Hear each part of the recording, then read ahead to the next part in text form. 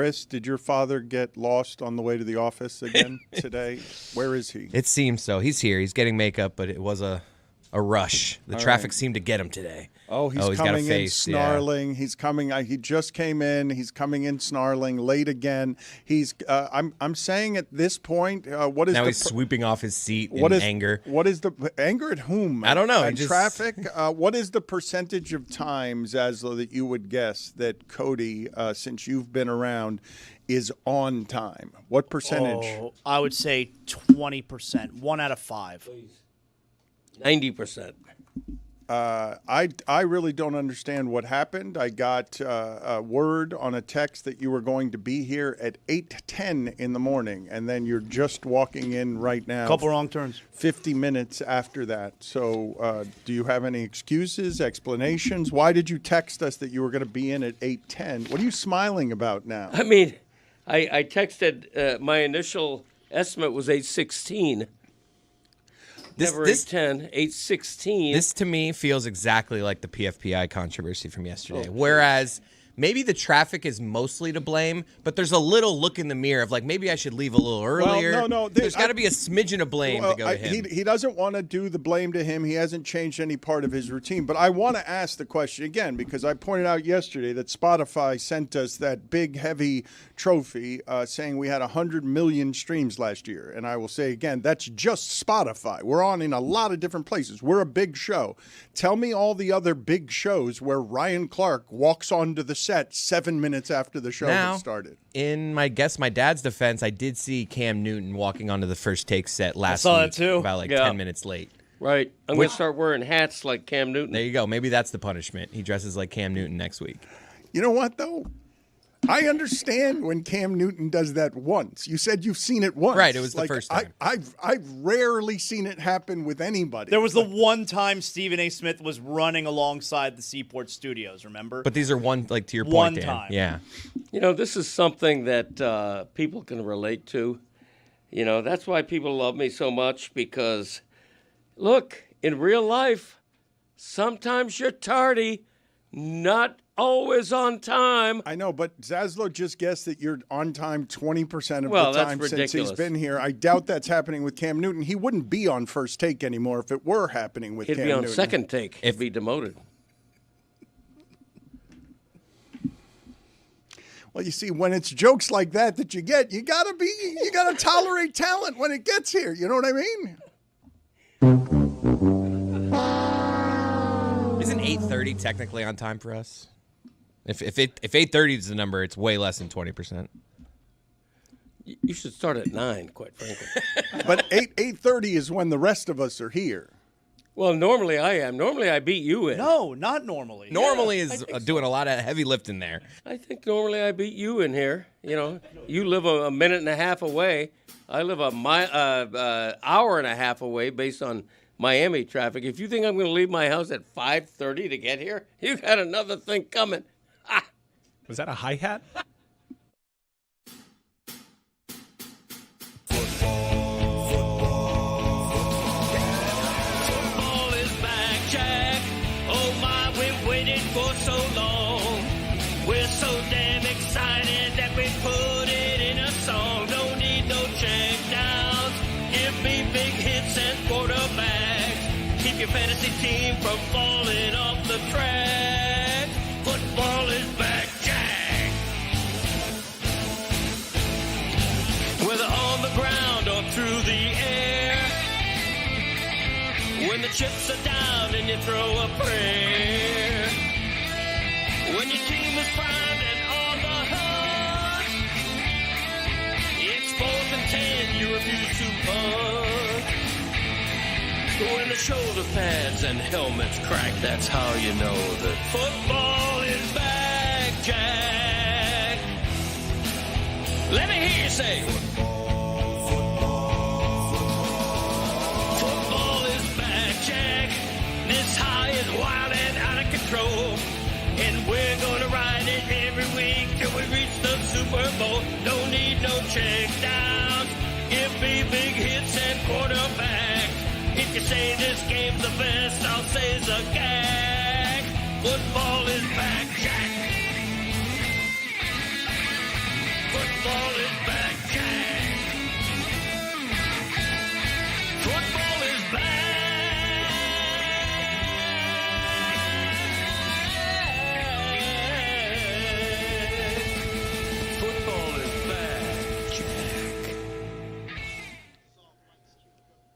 We've talked for a while around here about how time got sort of distorted at the start of the pandemic. But if you use that as a landmark, and we went back right to the start of the pandemic, and I told you, do you think it's possible in any circumstance where the greatest player in soccer would be playing in Miami at the top of his game for the championship in Miami, and that would happen quietly? Could you have imagined a scenario? Could you have concocted an imaginary scenario where Messi would play well and have his team within a game of the championship against Vancouver, and it happens quietly? You don't think that, and this has been the case for a few years now with Inter Miami, you don't think they've done an extremely poor job at the promotion of their team? They promoted Messi very well. It's been promoted all over town. I have felt the promotion of Messi everywhere. I have not felt the talk about this team and its championship chasing everywhere. But Dan, how many times has Inter Miami come to you and say, you know, can we get someone on your show? Can we talk about it? How many times in the history of them existing here? Yeah, but I'm going to guess probably zero. Okay, it's right. It's 0 times, but I also think that's less important than it's ever been. I think at this point, I don't think that these teams in general need the support of local media. They need support of their partners, but local media is not something. Look, I've seen at the games the way that the local media press seats have gone from courtside to the teams all realizing, oh, wait a minute, that's very expensive seating. Let's put the local reporters up somewhere else where they're not close to the action. Dan, you mentioned partners, and we've talked about putting their entire season behind a paywall at Apple, and how that subscription service failed miserably to the point that Apple's doing away with that, and it just comes with your Apple TV. But not only do you get fewer eyes on your product, you lose a partnership. This is a cup final that used to be on ESPN back in the day. You at least get some daytime programming dedicated to promotion. ESPN, remember when Versus was a thing and the NHL went away from ESPN? The NHL essentially almost died because they were largely ignored by the worldwide leader. And now Messi and MLS are totally ignored by cable sports programming networks. You mentioned the correct thing when you said baseball and hockey suffered from what used to be the biggest and only alternative, ESPN. We've had a lot change, though, in the last 5 years. And one of the things that I think has changed is these leaders in sports don't actually know how to react to a shifting tectonic change, and NBC is doing it very well. I've never seen Carmelo, Tracy McGrady, and Vince Carter on a pregame set. That's 3 Hall of Famers. I've never seen it before. So it's a golden age of sports television money. Last night on NBC for a regular season game, they had 3 Hall of Famers on the set, and it's something that I have never seen for a pregame show before, because Hall of Famers generally don't do that. Or if they do that, it's Scottie Pippen who does it poorly, and everyone at ESPN is excited to have him around. But when you talk about how it's shifted there with leadership, what's also shifted is the coverage of it is so bad. For example, I'll give you an example, an easy example, but it's something that nobody's covering. It's being reported that the Bill Simmons move to Netflix is a hugely positive thing, and I think I understand that, why it would be reported that way. I assure you, Bill Simmons is not happy about that. He's an employee. He works for Spotify. They've done something to put his audience behind a paywall. He's worked very hard to build that audience. He has an idea of what kind of damage that can do to an audience. And what Apple and MLS and Messi underestimated is they thought, well, if it's Messi and Apple, surely there's enough money there to make all of that work. But we have a championship being played here. The playoff format is terrible. You can't go months playing the playoffs, and you can't go weeks without a game. That's ridiculous. Like, you can't do that. But beyond that, that's not the primary problem, because we'd wait for football. Even if football was doing it that way, we would wait for American football. The best player in soccer, the best player ever, is playing at the top of his game. He's dominating the sport, and that can't happen quietly. You don't have a promo on Monday Night Football saying the MLS Cup is this weekend. During the big game of Ohio State and Michigan, you don't see promotion for the eventual MLS Cup final. I understand that it still needed to be sorted there. But Fox and FS1, say what you will about their daytime programming, I don't know if Nick Wright's going to dedicate any of his show time to, hey, we have the MLS Cup Spoiler, final no. on Network Fox.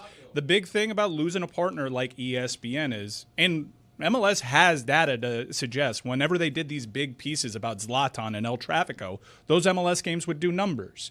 It's not on people's radar. They're so totally unaware because conventional sports in this country, the two biggest ones, pro football and college football, are not promoting it. This is why the ESPN WWE partnership is actually a good thing, not just because of all the money that they've made, but they've normalized talking about wrestling on daytime programming.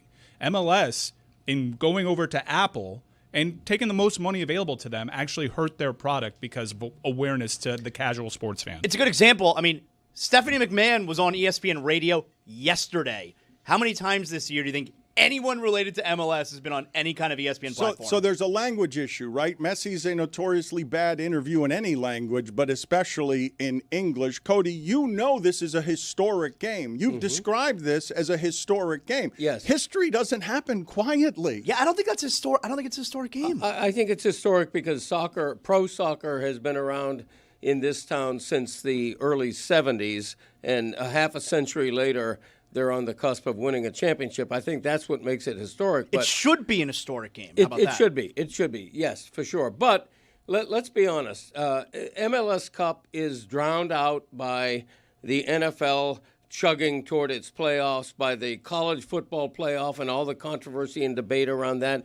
It just gets lost, and magnified by that is the fact that Lionel Messi is unlike any other athlete in the world. He is his own industry. He's in a cocoon. He's not available to anybody. Under normal circumstances, Lionel Messi right now would be doing interviews. He would be doing Spanish TV. Did he used to do interviews when he played overseas? Like right before he came here? Interviews with him are rare and usually not very interesting. He does it. There's not a lot of access. You don't need an interview to make Messi interesting. He's interesting because, to many, he's the greatest to ever do it. And he's astonishing when you watch him. He captivates you with his play, and universally agreed, the greatest player to ever play in that league by a wide margin. The story writes itself. The problem is no one's telling you the story. 50 years ago, it was Pele at the end of his career making soccer matter in New York, and he was bad. He wasn't any good at that point in his career. The point that Cody makes, though, is a good one. When you're a growing league, this happened with the WNBA, you can't play your championship games when important American football games are being played. Like, you can't have important playoff games in the middle of a Sunday when everybody who cares about sports is watching something else. Right. Yes. You can't do that. And look, Messi is appreciated by people who know soccer. How about you make him known to people who don't know soccer that well? Everybody, like if you go up to anyone in the world, name one soccer player, it's Greg, either Messi or Ronaldo. He's been promoted a ton. Look, I don't think I think I've got this right. I don't think there's ever been a player locally that I see plastered all around town everywhere, like restaurants in Little Haiti, more than Messi. Number one for athletes, for sure. Number two in the market behind Andejar and Levine. They have sold Messi plenty. This is not a sales problem. I don't. No, it is. I believe. I don't believe it's a promotion problem. I believe it's more scheduling and it's more paywall. Paywall ties into the promotion in that you don't have a big-time partner that is known by sports fans. No one's going to Apple TV for sports, really. No one knows that as a destination. They don't have dedicated programming to promote those events. So I think that is a huge misstep. They don't have ESPN. If I'm MLS, I say, Messi, you have to go to First Take. Someone, you have to do this. MLS Cup, Taylor Twellman, someone help us. Yes. My point, though, is that I could put Luis Suarez on First Take as a controversial, polarizing figure. The paywall problem is Beckham's a one. Is a bigger problem. The paywall. Yeah, why can't Beckham do something? The football, you can get your football for free. You can be broke and get football. You can do that. You simply cannot do that with Messi. No, you can't do that with soccer in this country. Right. Soccer. If you want to be a soccer fan in this country and follow all the leagues around the world, you are paying through the nose on this stuff. But again, it's promotion, promotion, promotion. I know this is probably too much soccer already for our audience, but on Friday it's a huge soccer day because you have the national soccer media descending upon Miami because MLS Cup is here. It's Messi versus Mueller, Vancouver versus Miami. I might. I think that's a big game. Okay. But also on Friday is a World Cup draw emanating from Washington, D.C. So we'll have Tom Bogert, who is the number one U.S. soccer. Well, you will on Friday. He's the number one U.S. soccer insider, and he'll just be around here on Friday to help answer some of these questions for us. In a year from now, more promotion around the city. If we could fast forward in a year from now, more promotion around the city. Lionel Messi or Davion Mitchell? That's a great question. Guys, you can't make this all about promotion. They have the best player there's ever been, if not at the height of his powers, not appreciably declining in the performance of the play that you're watching, in important games, 3 assists and a goal. I don't think there's anyone in this studio or in our audience that knew this game was on Network Fox before I said it. I did not. I did not. Put it on the poll at Le Batard Show. Did you know the MLS final was on Network Fox this weekend? But if we're going to do, before we get to yet more soccer, because it's a championship game and it's okay, we'll get to the University of Miami stuff in a second. What happened with them? I'm sure people are tired of that one as well. But I'd just like to quiz Chris and Roy here, just as local sports fans. Are you familiar with, could you get either one of the nicknames for either Inter Miami or Vancouver? Could you tell me what their nicknames are instead the of Herons for Inter Miami? Yeah. Good thing And the Roy Whitecaps? went. Glad Roy went. the Herons and the Whitecaps? That is Really? correct. Yep, we both knew How that. did you get the Whitecaps? We both knew that. I never would have gotten Whitecaps. The Vancouver Whitecaps have been the Vancouver Whitecaps dating back to the NASL days in the mid-late So he 70s. cheated. Their I official, didn't cheat. What are you talking about? their official name is Vancouver Whitecaps. The Herons are a nickname. Vancouver Whitecaps are an official name. I don't understand the distinction. That There is a Because is they're- that sport? yeah, yeah, because- there's a distinction. Because they're not the Inter Miami Herons. They're just Inter Miami. Yeah, but there's a everyone hair- knows that's their. There's a heron on the Everyone logo, knows? I mean. Yeah. Everyone knows that Inter Miami is a Herons. That's their thing. It's in their logo. I mean, the official name of the team is right behind you, I man. guarantee in you, Spanish. if you polled most people in America, they don't know that those are actually herons. They would say flamingos. Yeah. or ibises. They That's what I might would've guess. guessed. They might have guessed ibises. as Those well. aren't the same thing. Put it on the I poll buy. at That's a Le good question. Batard Show. Are herons, ibises, and cranes Flamingos. and flamingos the Inter same Miami thing? cranes. The same thing. I think they are. Put it on the poll as Put me well. down for a yes. There's a lot of cranes around that stadium in Miami. At Le Batard Show. Yeah, I think they should be the Inter Miami Cranes. Yes. Put it on the poll as well at Le Batard Show. Did you know Inter Miami was the Herons, and did you know Vancouver was the Whitecaps? You're saying, Mike, I am stunned to hear you pull the parachute on Too Much Soccer Talk after 20 minutes when there's a championship game that Greg Cody is calling historic. But let's go to Zaz here as the official decider on big game or not a big game. We're bringing in a soccer expert to our studios, so we're not talking about whether they're called the Herons and the Whitecaps, and we're talking about this more intelligently. Big game or not big game Friday, the Whitecaps against the Herons. Well, the game's going to be played on Saturday, Dan. So if Yes. you tune in Friday, you may miss it. Inter Miami, Vancouver, Drive Pink Stadium. It's not called that anymore. It Okay. hasn't been for a couple of years. Chase. Right across the street from empty graffitied warehouses. And a Wendy's. The MLS Championship, also known as the MLS Cup. Usually known as the MLS Cup. Lionel Messi NL? and them boys versus the Whitecaps and them boys. I'm going big game. Oh, I have been out on Inter Miami, but I'm going to be in Atlanta this weekend for the SC Championship, and I'm going to make sure that I watch it. You're So not if watching. I'm watching it, that's a big game. Big game. That's right. Yo, Yeah. chicken thigh. What? watch. You're going to watch college football going on to big You're watch. You're so full of shit. You're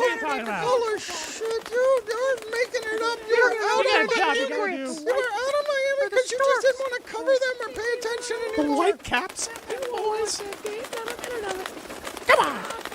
The Whitecaps and them boys. They're either the Whitecaps or them boys. They can't be the Whitecaps and them boys. Them boys are the Whitecaps. Thomas Mueller there's and like them one. boys. No, but there's like one, and he's like the main one. Thomas Mueller's on Vancouver. He is. That's funny. Don't look up his record against Messi head to head.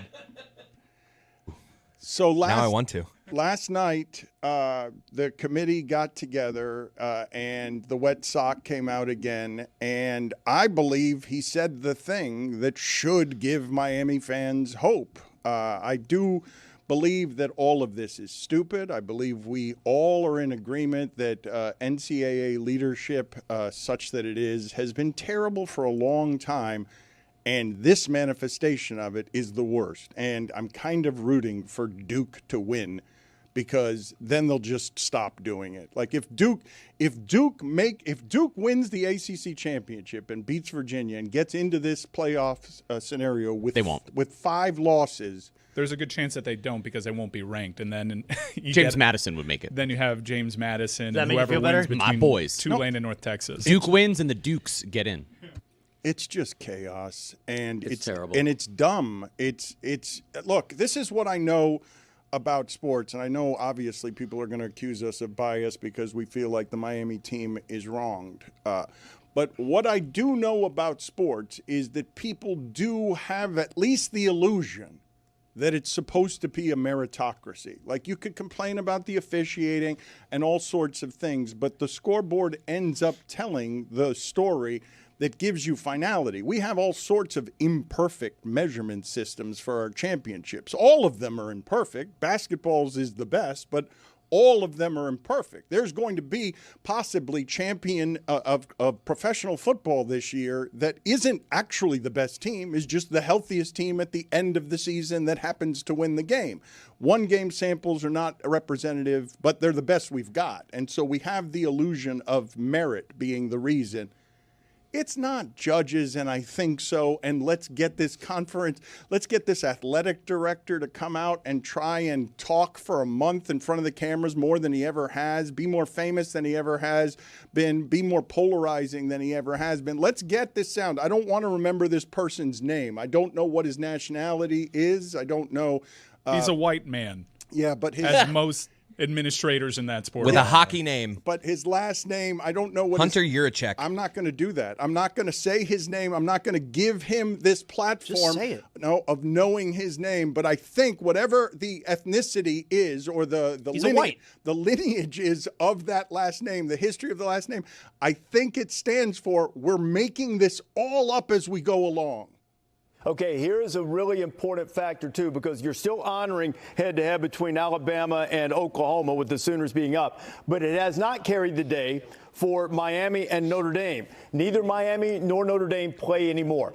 Among the teams who are finished playing, do not play this week, can their order flip next Sunday in the final rankings? Or is the order for the teams whose hay is in the barn, whose resume is complete, are they set in terms of where they are relative to one another? Great question, Reese. The management committee during the offseason provided some clarification to some comments that were made last year. And indeed, idle teams can move following the results of the championship games and how they impact the teams that are around those that play in the championship game, and data such as strength of schedule, teams that may be idle. So, yes, teams that are idle can move up or down. Ho, ho, ho! I think that's going to replace the hello in terms of your evolving from your father and making noises and sounds meant to indicate the pleasure of being right. I will not feel any better about this system if Miami gets in, but he just said the thing that will allow you to watch for another week because all of this is just content to get you to the last 12 games when it becomes a beauty pageant. So, Mike, you heard that last night, and that made you feel good, right? If Texas Tech handles business, Miami's in.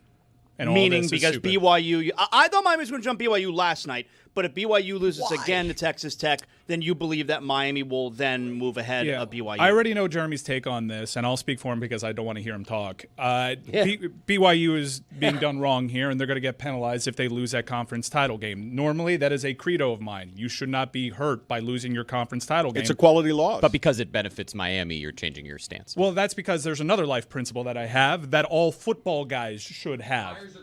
If you're tied in record and you played head-to-head, the chief tiebreaker is head-to-head. So if you're going to normalize that not mattering, we're going to go ahead and normalize losing in the conference game mattering. So just so we can clarify, if two teams played head-to-head in their season and they have the same record at the end, and it's a matter of whether or not they should get into the college football playoff, head-to-head should be the deciding factor, correct? There are mitigating circumstances, though. So the mitigating circumstances are that last year, when BYU beat SMU, you didn't think it should be the case. But this year, when it's Miami and Notre Dame, it should. And the reason is what? BYU was not at all talked about last year in that cluster. Oh, because they weren't talked about. No. Because they weren't talked about because they were not in that cluster. It was South Carolina, Miami, Alabama, and SMU. All these teams with 2 losses. Thank you for participating. Now, it's really interesting, right? Okay, can I add, though, real quick here? Like, I think you're probably right that if BYU loses again,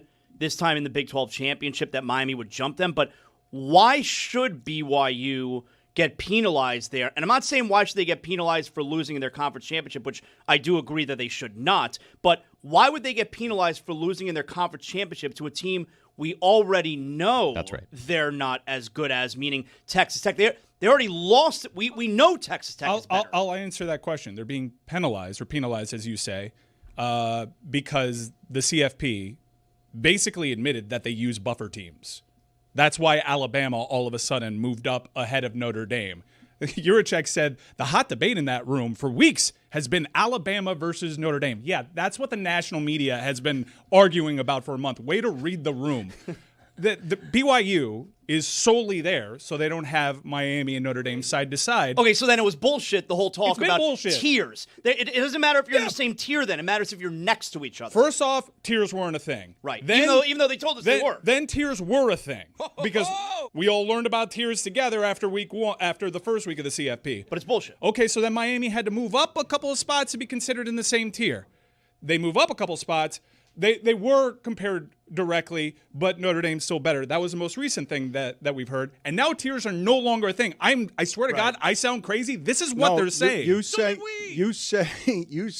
call it bullshit, and I do believe most people listening to this would agree that they're making it all up as they go along. Yes. That is absolutely what is happening. This is what Bruce Feldman, one of the more respected voices. Did he say the F word last night on television? No, he was replying to a Kevin Clark tweet. 2 Miami Hurricanes cutting it up. This is also bleeping stupid. They just keep making it up as they go along. It's like the CFP committee is going out of their way to show that the sport is run by morons.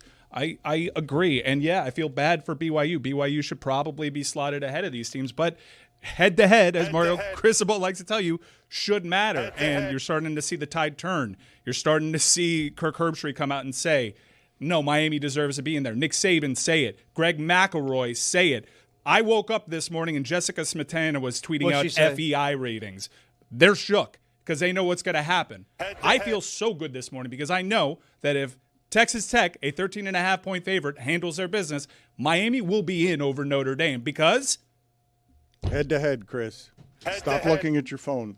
It's just wild to me that the BYU thing gets wiped away, right? Because this will be their 4th loss in 2 years. The thing that we're saying, Miami having 4 losses in 2 years without going to a conference championship game will be in the position to do, and that's why they're this aggrieved party. But BYU, a team that lost 2 games last year by a total of 8 points, didn't make it, wasn't even close to the conversation. This will be BYU's, out of the last 6 seasons, this will be the 4th season where they started unranked and finished the season ranked.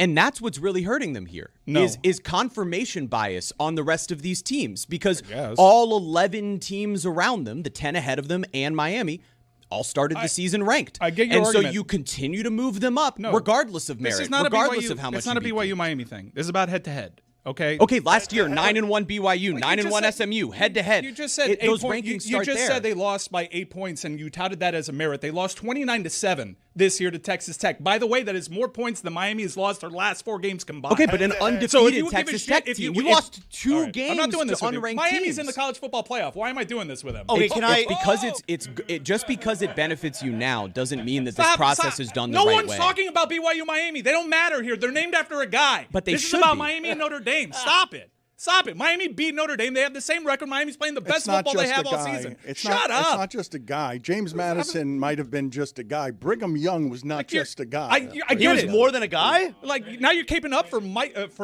for Yormark. You're caping up for Brett Yormark. You're getting to a group of 5 guys in, Jeremy. The aggrieved UCF guy is being taken care of this year. Big boys are playing football. Let me. This is, by And the if way, you're a Power football 4 guy, conference. if you're a football guy, you know head to head.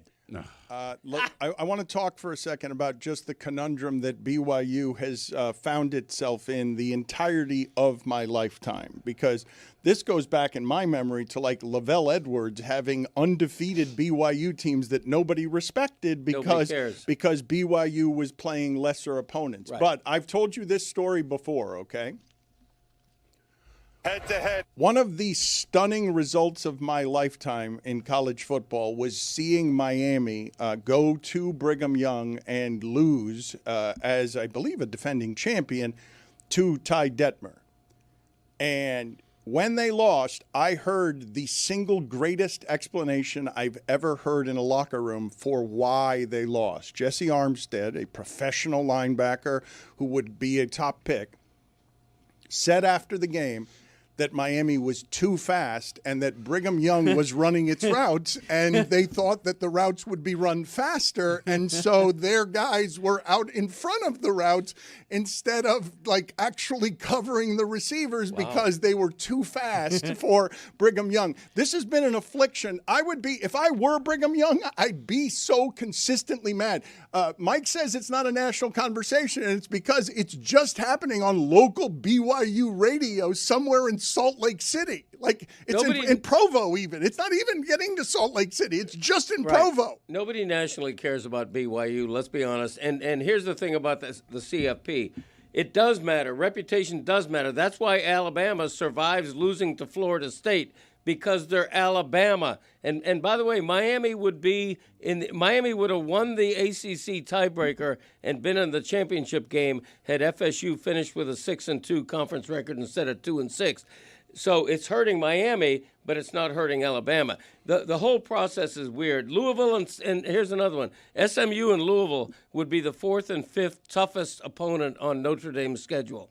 Nothing makes sense here unless Miami gets in the CFP. You have mentioned Alabama here, and I want to know if something is accurate because I saw Kirk Herbstreit saying, while putting up a link, that Alabama is now changing its schedule, that Alabama is going to do what this entire system is going to cause, which is don't play any difficult games out of conference. You're an idiot. You're not going to get rewarded for it. You're going to get penalized or penalized. You could get rewarded if you win. Yeah, if you win the game. But when you mention the allies you did, Mike, I noticed you chose purposely credible allies.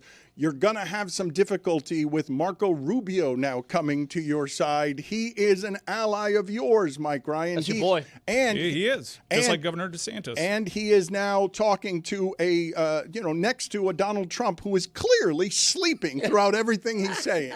This, and I know I'm last, so I wanted to be fast, but there was a lot to cover. I do want to say this is the most wonderful, magical time of the year.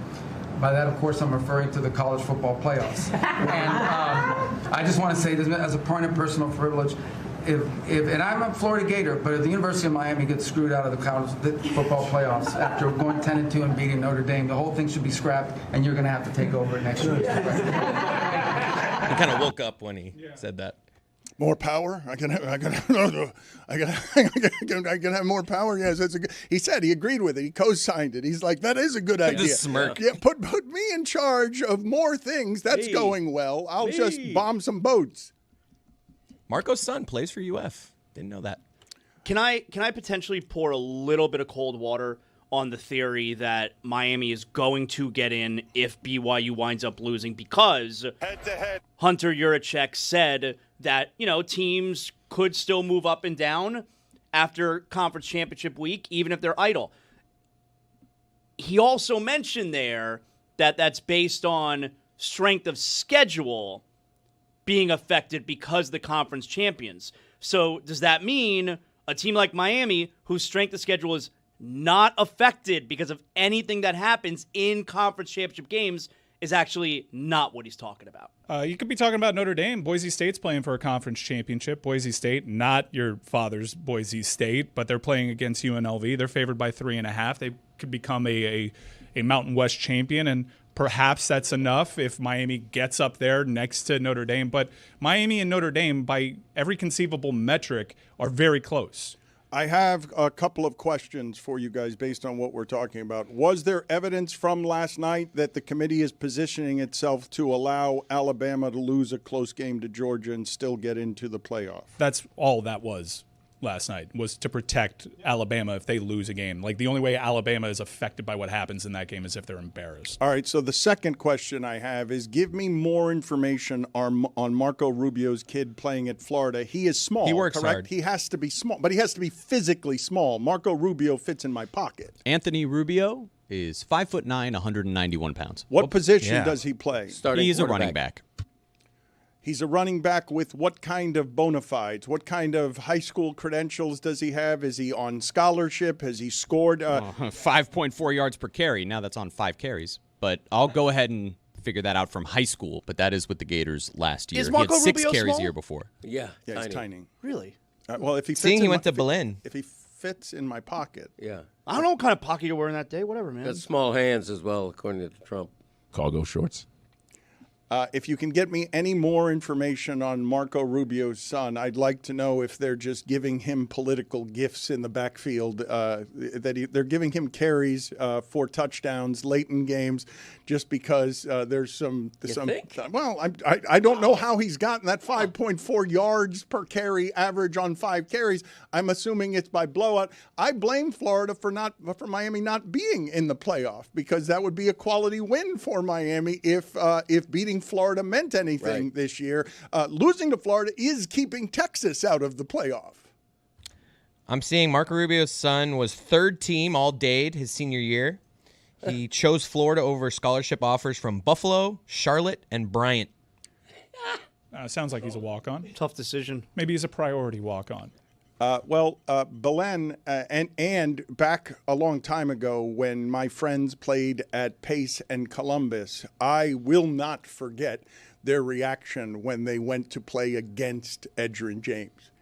And he was in the backfield, and and he's carrying 6 of them into the end zone on his shoulders because he's just much bigger than everyone who's playing for. Let's pair these 2 sounds here, these 2 Cody sounds of being right and how good it feels to feel right. We've got, that's yours, very Christmassy, very Santa. I'd like to hear that with Diana Rossini's kids, but also I'd like to hear your dad. Which of these is better as a form of passion and excitement about being right?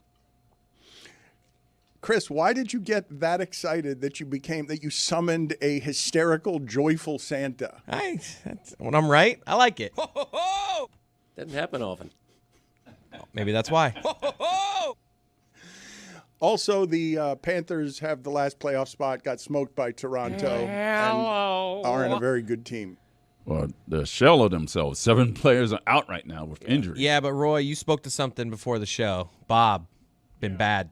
Yeah, he has a 883 save percentage, a 289 goals against the average, adjusted to 3.06. So he's That giving sounds up bad. 3 goals Really a bad. game. It's bad, Dan. But he has goals saved above average, -5. That can't be good. And I want to clear up something that Dan said. He said that they had the last playoff spot. No, they're bottom of the Eastern Conference right now. But, you get hot for 3 games and you're right back in playoffs. How many points are they out of the final playoff spot? Well, let me see how many games in hand that they have. It's like a 9-way tie. It looks like, Dan, you're not going to believe this. The Florida Panthers have come full circle. They are just 5 points out of the final playoff Wow. spot. It's like We're the old back. days. They lose last night 4-1 at home to Toronto, and Bob can be forgiven for not taking the regular season real seriously, right? I told Not this year. I told Roy. No, I said there's literally nothing that guy can do to not start the first game of the playoffs. Yeah. Like he could be worse than he's been the first half, starting game one if we make that. I mean, granted, if he is worse, we won't make the playoffs. But This is the year you need good Bob, not bad Bob, right? Yeah, especially with all the injuries that they have. Yeah. No, I would say the last 2 years is the 2 In the years playoffs. they've needed good Bob, not bad Bob. It's totally fine for it to be bad Bob the first 25 games of this season. The year when they're hammered by injuries anyway. You got guys going out with barbecue injuries. I mean, it's ridiculous that what's happening to the Panthers this year. And another thing, the home ice advantage has disappeared. I think the Panthers have lost like 4 of their last 5 home games or something of that nature. It should be noted, Florida's a bit of an older team, and the schedule is a lot more congested this year because of the Winter Olympics. Didn't need to be noted, I didn't feel like.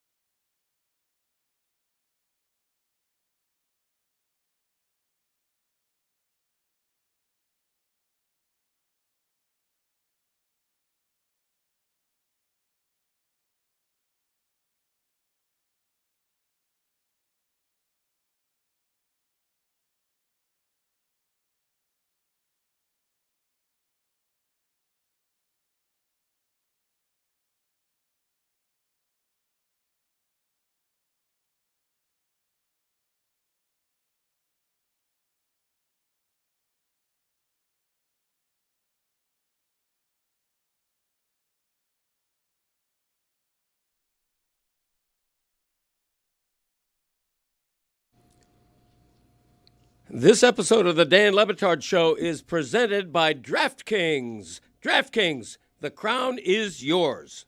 Nick Wright is going to join us here in a second. He's got to be in a state of near total despondence.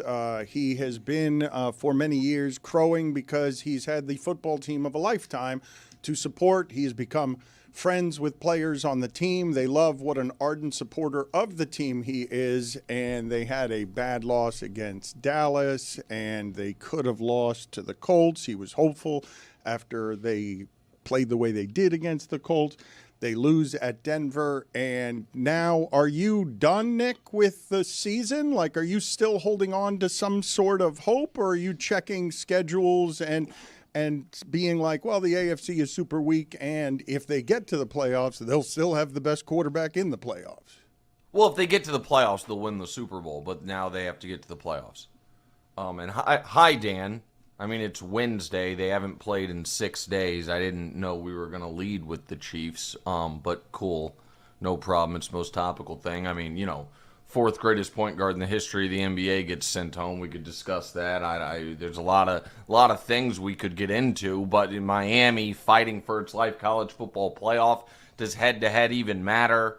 A topic right up your alley, Lane Kiffin lying allegedly, going to LSU. There's a lot of more. Don't deflect here, Nick.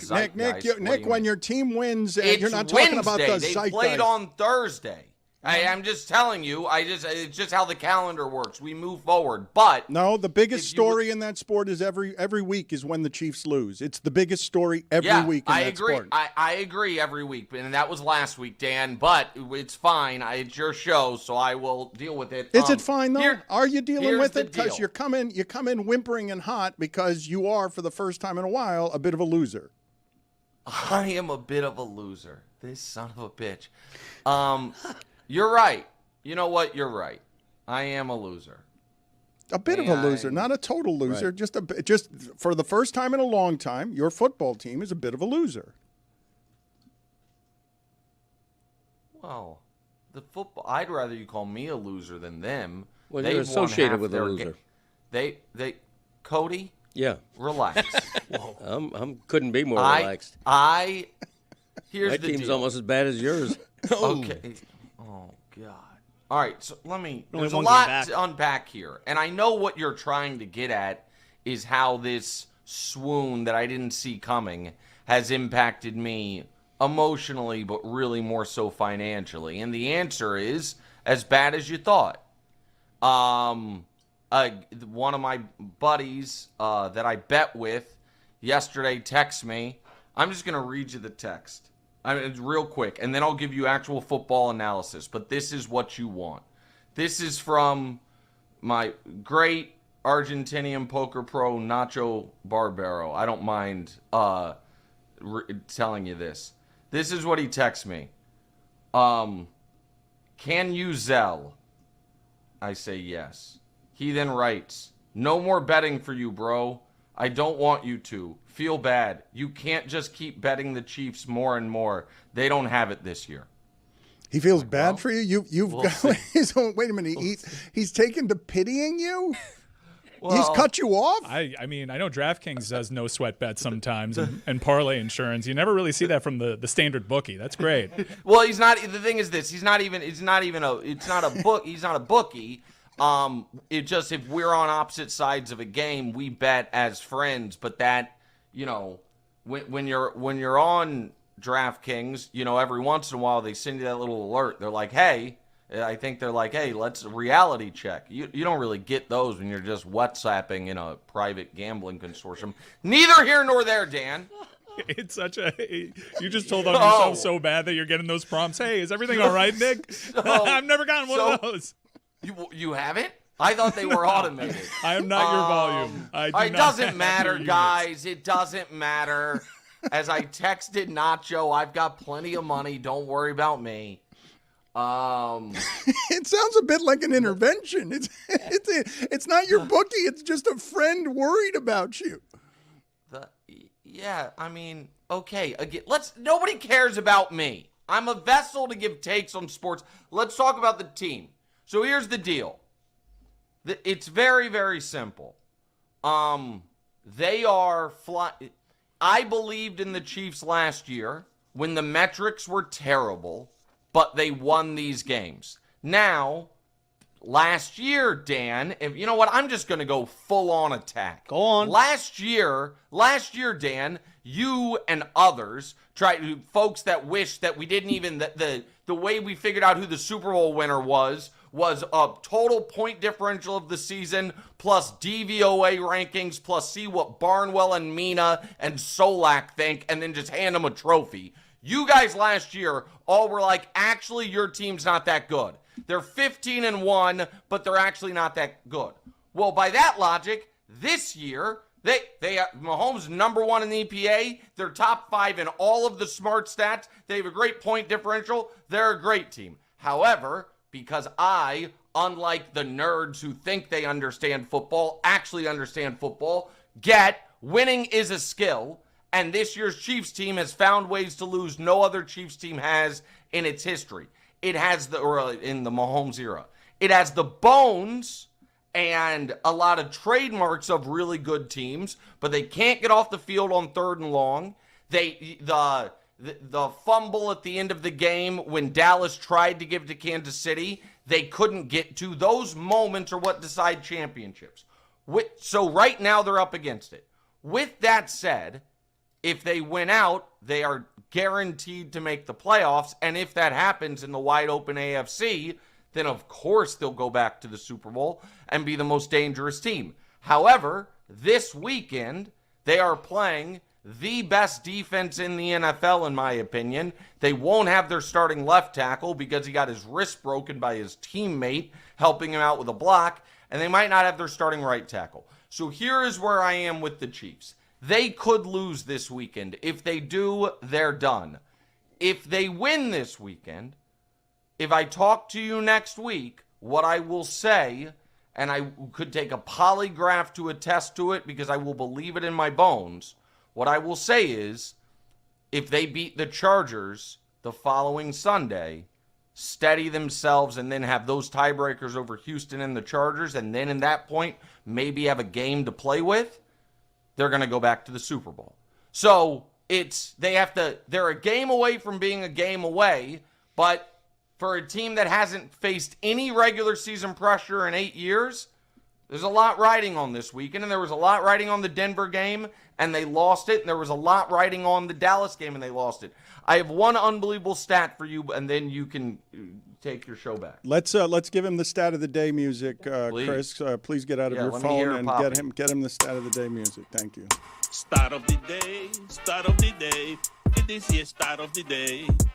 Start of the day, start of the day.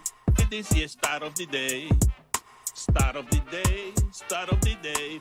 This year's start of the day. Start of the day, start of the day. This year's start of the day. Thank you.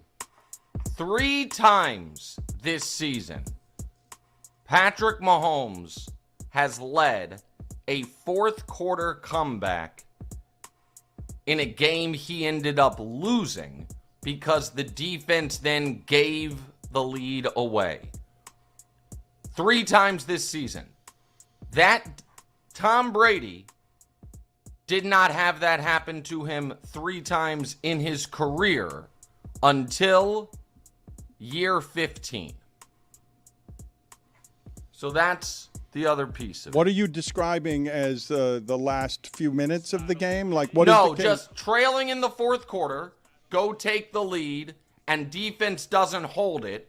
The third time that happened to Brady, it was 2014. It was the 15th year of his career. That has happened to Patrick 3 times this year. And that fundamentally, if we're actually going to get to, the actual football issue with this Chiefs team, since they traded Tyreek, they have been 3rd best in the NFL in 3rd and long defense. This year, they are 4th worst. They have the 4th fewest turnovers forced. They have the 6th fewest sacks. They got the Cowboys to 3rd and 8, 3rd and 9, 3rd and 10 all game long like they did the Chargers, like they did the Broncos, like they did the Jags for that matter, and they couldn't get off the field. and that's the problem. Chris, what is Roy laughing at? Someone in the back must be making fun of me. Chris is still in his phone, and he knows. Roy knows I need sound, and Chris is in his phone. Can you get me the sound? Explain to me what your coach was saying here. I was surprised to hear. Andy. Tickle the tonsils? Hold on a second. Explain it to me. We're going to try to tickle your tonsils on every play, every game. I don't know. His little smirk. He has like a little laugh after he says I think he knows. Listen to the laugh through the gravel. Listen to the laugh. He laughs at himself because I think he does know. We're going to try to tickle your tonsils on every play, every game. I think he knows sometimes you say something and you're like, oh, that came out weird. And so I think that's what he knew. It was like when our show a couple weeks ago, one of the greatest men I've ever known and devout man of God, Chris Broussard, we were discussing the New England Patriots having a better wide receiver core than we anticipated. And Brew just said, matter-of-factly, no, man, Booty is nice. And then we all just sat there like, and so he wasn't trying to make a joke, but it just came out that way. I think what Andy's saying is, we're going to continue to try to put pressure on you and push the ball down the field and play an exciting brand of football. Here is what again, we're going to do the whole thing on the damn Chiefs. Here is another thing that I found interesting. For the first time in Patrick's entire career, at the post-game press conference after the loss to the Cowboys, he didn't take it one game at a time. Like he's always done the cliche next week, that's it. He said, we have to win the rest of our games. Andy, in that press conference you played, was somewhat defiant the whole time, basically saying, we know what we need to do and we're going to do it. The glass 1/4 full view of this is the Chiefs have been a superb home team this year. They're 4-1. The one loss was in week 2 to Philly when they weren't whole and they had that game and the ball bounces off Kelsey's hands, turns into a pick. Their 3 games against good teams, Texans, Chargers, Broncos, are all at home.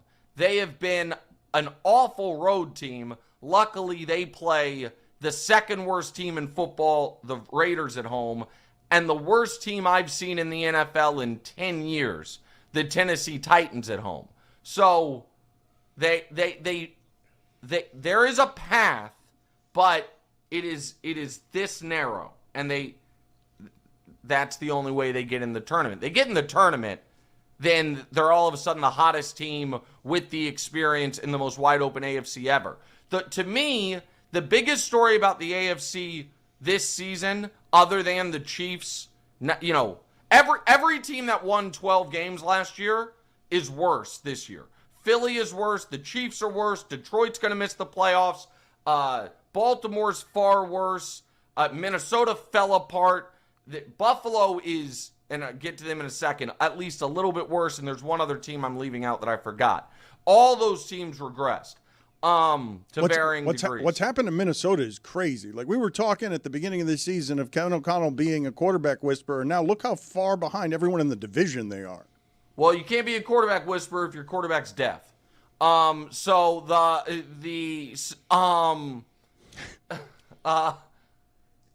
I was gonna say is, if you're Josh Allen and the Buffalo Bills, and you don't make the Super Bowl this year, it's assuming the Chiefs miss the playoffs.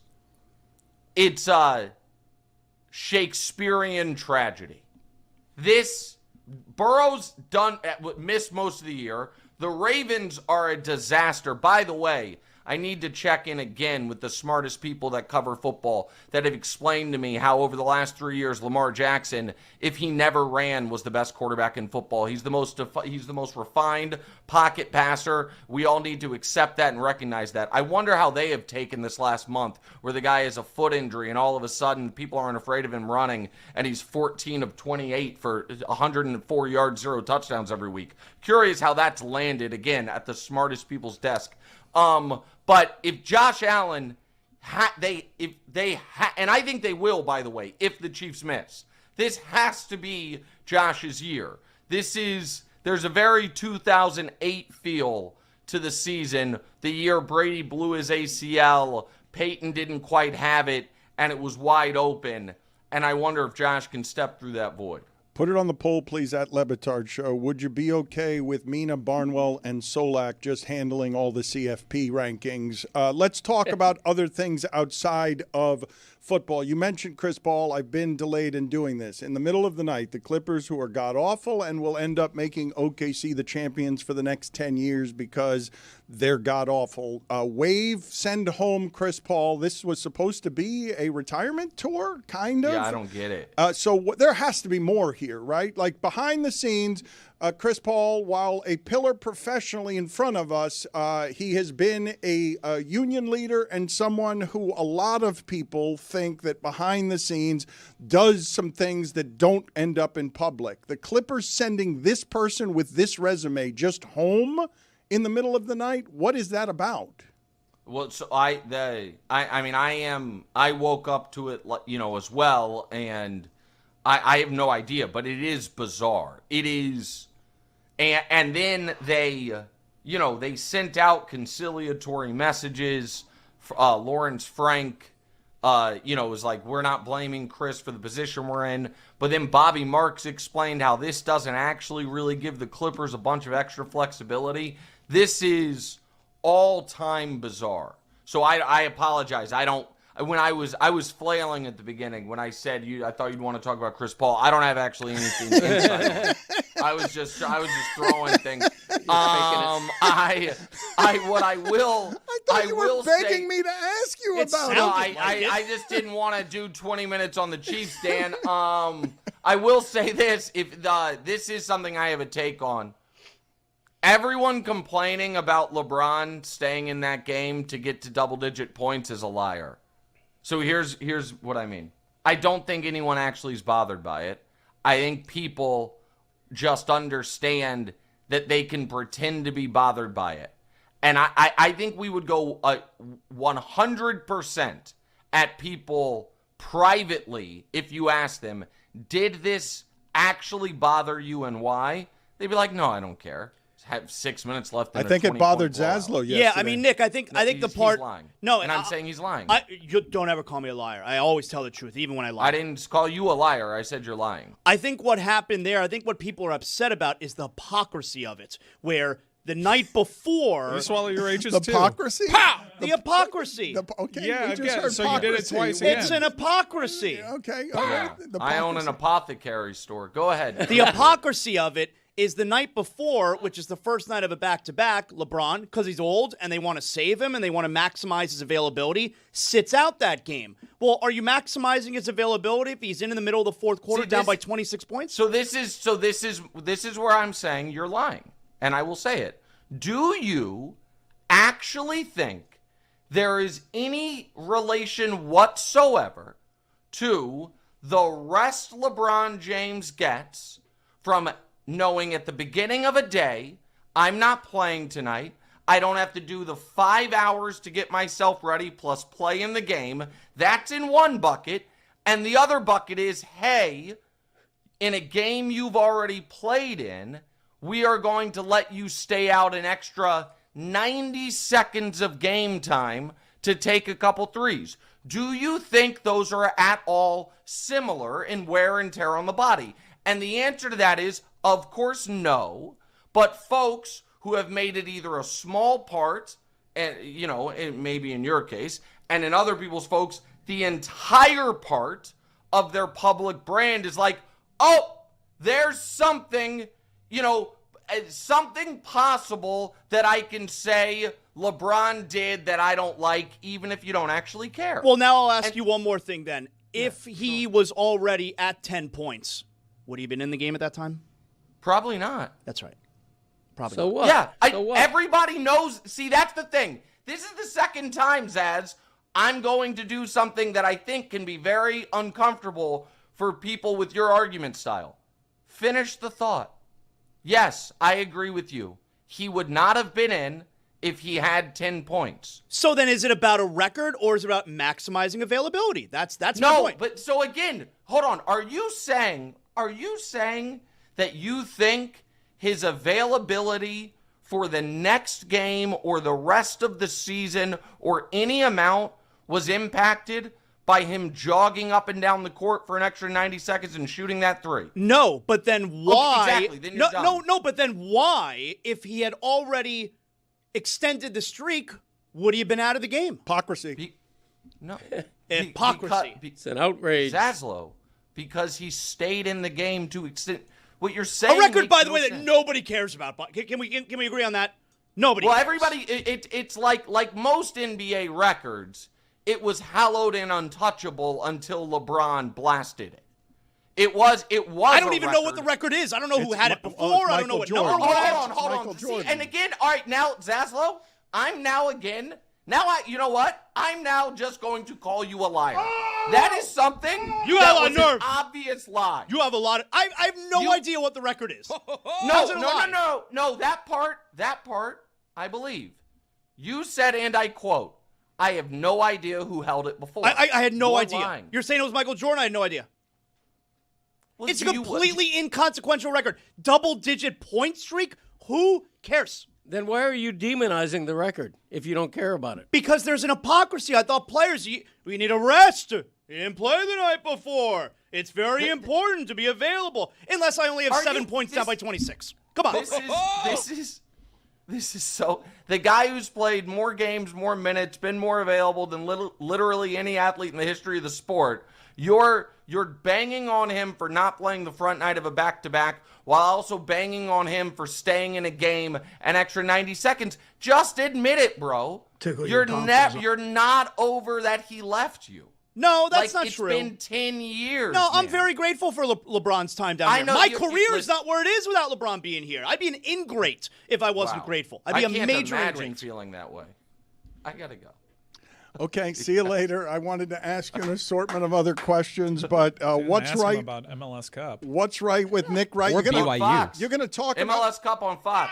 But I had a hard out 3 minutes ago. I hate to do this to you. I have to go. I'll see you next week. See you later. Host Don't ever of call me a liar. FS1's. It's too late for that. He's the host of FS1's First Things First. He's also the host of What's Right with Nick Wright, the podcast he does with his son. Just called you a liar right to your face. I know, but then I owned him in our discussion. Did so you? It's all good. Did you? I did. You should go back and listen. You clearly weren't. Okay. No, come on. Tremendous. Nick's right. I got to go on Nick's right. Nick right. He's right. You were wrong on this one. Eat it. Because? Own it. Because there's nothing wrong with LeBron James wanting to continue a 10-point streak. I agree with that part. Okay. Then why are you faulting him for staying in the game? I told you because of the hypocrisy involved. There's no hypocrisy with there. making sure that we rest. Well, why would you play in a blowout late in a game if being available is the most important thing? It's not more important, though, than records. I don't want to do this again. We did it once, and I believe we got the dismount we needed when he simply called you a liar. Thank you for getting out of your phone, Chris, long enough to hit some of those buttons. I appreciate it. What is happening right now at Penn State, I believe, is something that people should be paying attention to, because if you fire James Franklin just because he lost to Northwestern, you have to have a plan after that. You can't be the first one to fire your coach when everyone's going to do all this stuff of fighting for coaches. Today's National Signing Day. Penn State's recruiting class is the worst. Like, they don't have order there, so they're in a position where, however good James Franklin did make them, and Penn State was at the center of the single biggest sports scandal of my lifetime and recovered from it in a way that was a little faster than I thought, given everything that happened there. And it's why James Franklin was as wanted as he was, because he repaired everything about Penn State except for winning some of the games at the end that they expected him to win, because they wanted to go even further after the biggest scandal I've ever seen in my sports lifetime.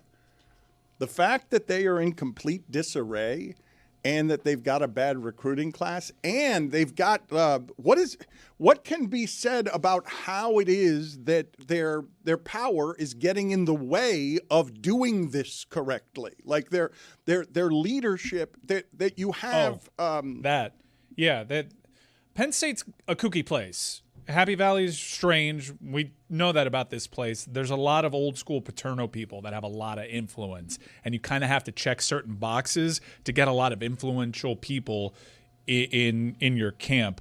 But what happened to Penn State is pretty fascinating in that the reason why all these other schools are hiring coaches and they hadn't was they had their guy. They had him locked up. Their guy was playing in a conference championship game of consequence, so that's why we hadn't heard anything about it. And Kalani Sitake, that's the BYU guy, the head coach of BYU, left them at the altar because the CEO of Crumble came to the table and gave Sitake an offer he couldn't refuse. The cookies are good. They are. And now the team that had the longest runway is scrambling to fill what was thought to be one of the more so much time. what was thought to be one of the more desirable head coaching jobs in the history of the sport. Today is National Signing Day, as Dan announced. They have the worst class in the Big Ten, and it isn't by a little. Every single person that committed to James Franklin apparently didn't care about Happy Valley because they're all going to Blacksburg. There's no loyalty amongst those recruits to Happy Valley. So right now, where does Penn State go from here? A couple names that I've heard, more coaches that have played in that are playing in conference championship games. We have to remember Manny Diaz is actually rated by those people because he did a good job as defensive coordinator. Seems to be doing an okay enough job at Duke. So as a plan D, I guess, Manny Diaz and Jeff Brom's another name. Jeff Brom's at his alma mater. I think if Jeff Brom leaves, it might be for the NFL. But Penn State is a really good job. And they may be panicking here, but I cannot believe that Penn State has found itself in this situation. Shouldn't have fired James Franklin, period. There is debate to be had around that because people were fed up about the fact that the last 3 games of James Franklin's career, he seemed safe, and then losing to Northwestern is the thing that got him gone. But I want to examine some of what it is that's happening in college football because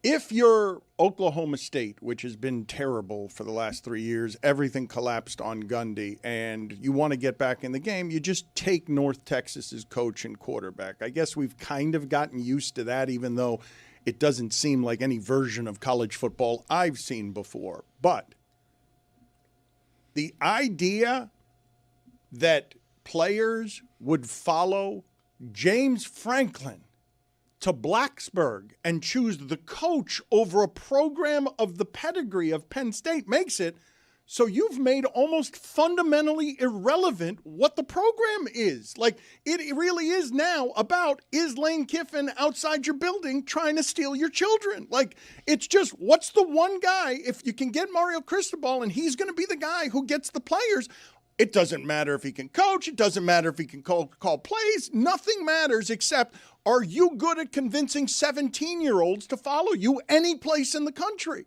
Talent acquisition is the name of the game right now. Also, being in a big conference helps because revenue goes to that whole talent acquisition thing. Yeah, like they wouldn't be following him if he went to a G5 school, right? Look, there's a real possibility here that Penn State ends up hiring one of the better talent recruiters in the nation, a guy that's, as we mentioned, stealing their entire class and taking them to Blacksburg, and they're replacing that guy with Manny Diaz, and that couldn't have been the outcome that people envisioned. But how did we get exactly to the point, for all the consternation that we have about talking, because what we've seen over the last 10 years is indisputably minor league football has become the second biggest sport in America. Saturdays are the second biggest day in sports. Football Saturdays are the second biggest day in sports. It tops baseball, World Series, hockey, Stanley Cup, basketball. Saturdays are enormous. When did it happen? Landmark it for me. Where James Franklin is more important than Penn State. That James Franklin is the one that travels with the players James Franklin rehabs himself and the program in Penn State and then just takes it all with him. That in my lifetime has not been the case, that there can be all sorts of upheaval in the coaching position, and when a coach leaves, it's always bad for recruiting. That's always been so, but it's never been so that the coach can just take Penn State's recruiting class to Virginia Tech. But isn't it the money? Like that's the big thing. The money. It's the money. I think the moment in time that you're looking for is either Petrino going back to the college game and leaving the Falcons, or Saban leaving the pros for the college game, which started this whole arms race for high-priced coaches that come to your program and promise one thing: we're going to have the talent. And then, people started cheating and the SEC totally blew up, and now everyone's jealous of one another, and that created 20 teams, 20 programs that think that their way into the game is to outspend the other. James Franklin, though, did not get what I consider to be one of the good jobs. You can make all the arguments you want on behalf of Virginia Tech, and I'd listen to them, but I don't think it's one of the coveted jobs. We have a tarnished James Franklin moving to Virginia Tech, and I wonder if in any of these openings that are now open, if any of these other teams would have gone to James Franklin if it came with the promise, hey, we'll get you Penn State's recruiting class. The whole thing's coming with James Franklin. It's no longer about the program mattering the way that it should. It's about the coach who's tarnished, who's taking a secondary job. A tarnished coach is taking a demotion to go to another job, and I'm being told that the recruiting class, because I don't know these things, I'm not following recruiting classes or signing days, I'm being told that basically Penn State's class is just going to Virginia Tech. That's just not something that's been so before. I'm surprised you think that. I'm surprised you're using the word tarnished to describe his reputation. Like, he got fired, but he got fired from a major program that was always in contention every year that he was there. I'm saying tarnished just because it is not one of the top jobs. Like, he didn't have his choice of options. His last act in public was losing to Northwestern, and he had to settle for a job that I'm guessing he thought was beneath him 2 weeks we got to go with before what's he got available. fired. He's absolutely tarnished, even though I think he raises the floor of any program that he goes to. I mean, tarnished means you think less of him. Yes, I do. I think he's become a cliche. Like, you want a coach that can't win you the big game? Here it is. It's James Franklin. The same way that Clemsoning was a thing before. Like, you're not going to be able to get over the hurdle, but if you're a program like Virginia Tech, come here, raise that floor. We'll worry about losing the big games because we flatly haven't been playing in big games. Come here and make us play in big games, and then we'll talk about how you can't get over the hump. If Mario Cristobal doesn't get into the playoffs and he has another season in which maybe he's hovering around that 10-win frame, I'm sure that act will wear thin over time to Miami fans. But right now, you're thrilled that he turned things around and you're relevant again. Let's get to the useless sound montage. I am never happy that we go this late into the week, the middle of Wednesday, before getting to the useless sound montage. It has been refurbished. It is no longer tarnished. It is now strengthened. Let's see who we have in the NFL's useless sound montage this week.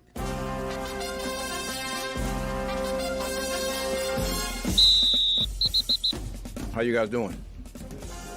You gonna ask me? Thanksgiving, it is Thanksgiving, so that's bigger. You hope they can, and the beautiful thing is they did. 1 week at a time, 1-0. It was wet, they were loud. They all know what good football looks like. We really wanted to win. In no way, shape, or form can we play offensive football like that. I can't wait to lean in. I'm not going to get into all that stuff. We're just going to keep playing football. Certainly not going to feel sorry for ourselves. That's this business we're in. You think you have the right type of guys, but you don't know until you know. Man, there are a number of guys that did a number of things. It's easy for those young guys to come to work every day and just look at how these old heads are going about their business, and you just kind of fall in line. The rest of the way, you've got competitive, meaningful football games, and I think that that's just an important thing for us to go through as a team. This is football. You got to be able to handle some tough moments. It was an NFL game. I wish I could tell you this is exactly what it is, and this is hard. Well, I like when we win. This was a nice microcosm of how the world should be, where it's competition. Doubling down on our process every week and really trying to just be dedicated to playing our style of ball. I think it's the same message we've been sending every week, that we're just going to compete our tails off for 60 minutes. Man, just ebbs and flows of how a game goes. We're together. This was a great team win,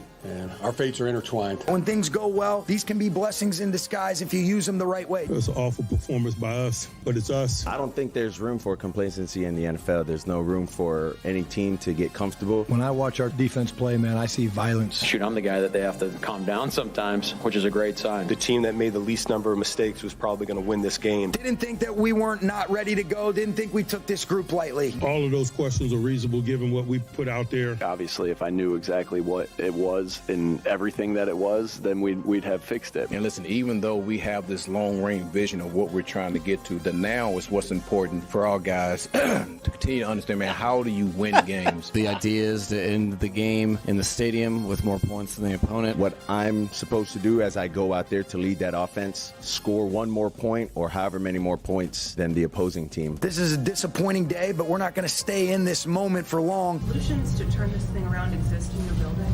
Certainly. Gives you the confidence that they do. Keep watching. If you're coming to me on this, Matt, I'm telling you, we're going to go after you every game. You know, that's how we roll. We're going to try to tickle your tonsils on every play, every game. Chris Cody, can you get out of your phone, please, and get me that Aaron Glenn throat clear? I heard a couple of times from Brian Schottenheimer in there, and as I've watched the Cowboys play this season, specifically what they do on fourth down, and they've got a great field goal kicker, but they love to go for it on 4th and 4 and 4th and 5. Brian's daddy would have never done that. Brian's daddy is spinning in his grave, even though Stugotz was somehow happy about hearing of the death of Marty Schottenheimer. Hey, Mike, Marty Schottenheimer died. Marty Schottenheimer loved to punt. His daddy, put it on the poll at Le Batard Show. Did Brian Schottenheimer's daddy, Pappy, love to punt? It's crazy what's happened to fourth down. It's nuts. College, too. Even in high school. I mean, you can kind of understand that because their specialists aren't that good, but everyone's just going for it now. Early in games, their side of the field, even when you're like, it makes all the sense in the world to add a field goal here to give you some space. And they're like, nah, we just go. Remember, it was like 15, maybe 20 years ago where ESPN did that special the one time about the high school team. This crazy coach who never punts. They always go for fourth down. Yes. Let's listen to Stugotz here. A great old memory. Mike, Marty Schottenheimer passed away.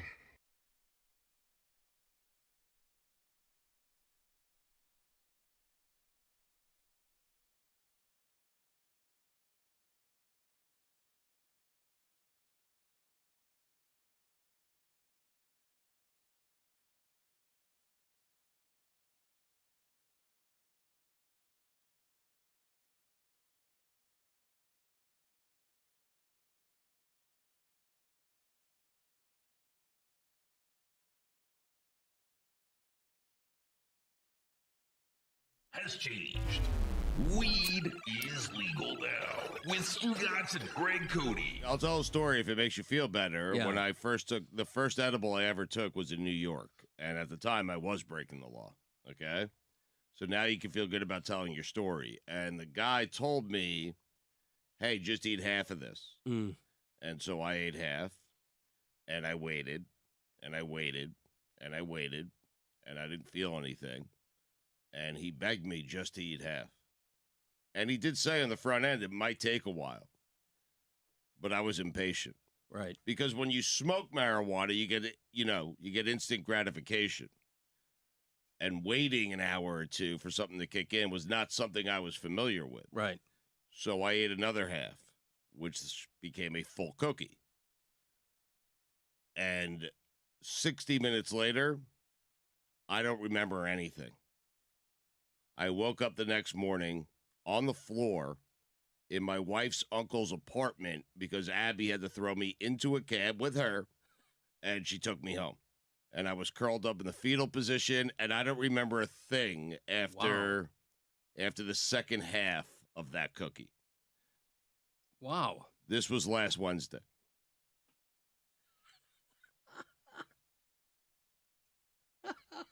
So, with that being said, feel free to share your story of you having 4 cookies in Colorado. Yeah, I wolfed them down. It was 3 or 4. I didn't know 3 how. or 4? Yeah, I You don't wolfed them ask? down. You don't say, "Hey, person I'm purchasing this from, how fast should I do these?" The guy at the thing, and it was one of those official things where they dress like pharmacists in there, and they sold me a vial of edible cookies, and it was in Colorado, so it's 100% legal.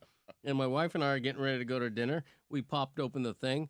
She had a nibble of one, and I ate, I think, probably 2 or 3, and it hit me by the time we got to that restaurant. I just love how terrified you are of this conversation. You keep throwing in there like it's perfectly legal what I did. To be fair to Greg, this has not exactly been, the most up and up thing to talk about for 60 years of his life. Right, exactly. This is a fairly recent phenomenon. We just go, oh yeah, everything's fine now. No, and I don't, we did that because we were vacationing in Colorado, and I wanted to Stop giving qualifiers. I have to give a qualifier. Greg, more qualifiers. It feels better when you're doing it legally. It right, does. I don't smoke anymore. I mean, I don't do that. I did in Totally college. Lying, trying to make them feel better. I mean, thank you.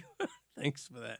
Getting away with it was much more fun. I mean, seriously. I had my day doing that. So we used to get dime bags at a place in Hillside, Queens. It was called the Tie Door. Oh, was it fantastic? You never saw the guy. You just saw his hand. You would see his like hand. A first touch in a marriage? Yeah, you would open up this little sliding door in Hillside, Queens. You would see his hand. He would see your hand. You'd never see each other. He'd put weed in your hand. You would put money in his hand, and that was it. That was a transaction. It was great. Called the Tie Door. Weed first, then money? Money first. Oh, there well, you go. It was like you would do it at the same time, but occasionally. So you'd see both hands. Yes, correct. Once every 6 months, you'd hear stories of like some guy sticking his hand and then getting arrested on the spot. The cuffs right on the wrist. That's all you see, the wrist, and then. I always wondered, is today going to be the day? Because I went every day. And it wasn't far from my house. But is today the day that it's going to be a cop on the other side of that door? I did. I feared that every single day. But it didn't stop me from going out there every single day. Hop, skip, and a jump. Is that fear worth it? Yes.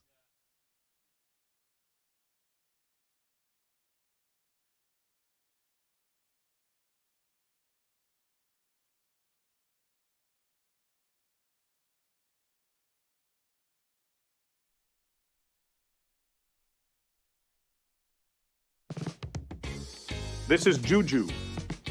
He's got a new show. Welcome back. The Alley Oop has returned. How many damn jerseys do you have? It's about basketball, hoops, and hoopers. I'm trying to get us away from calling him the Joker because the other nickname on his page is Big Honey. And I just think Big Honey is a way better nickname. Don Staley and them girls back at it again. And she gonna pull up Prada down, Chanel, Gucci, Louis. It don't even matter. Them Auburn Tigers, bro. Them boys 35 years old each player. None of them brothers got a hairline amongst any of them. But maybe you're wondering, where can I see it or hear it? Tell us, Juju. Subscribe to youtube.com/@DLS Hoops. Do you need me to point out some visual explanations? Well, here you go. I am consistently moved by how giving this audience is every single time we ask you to give on anything. And this can be a very difficult time of year for people who do not have money. And if you have some extra income where you'd just like to give kids that a lot of people don't care about a chance at Christmas with some toys, we're teaming up with Branches to do an annual toy drive that doesn't require you anymore to come to where we are and give us the gifts. We have updated this so that you could do it in the modern age, and we want you to do this with us by going to lebatardaf.com and shopping at Branches Amazon wish list before December 15th.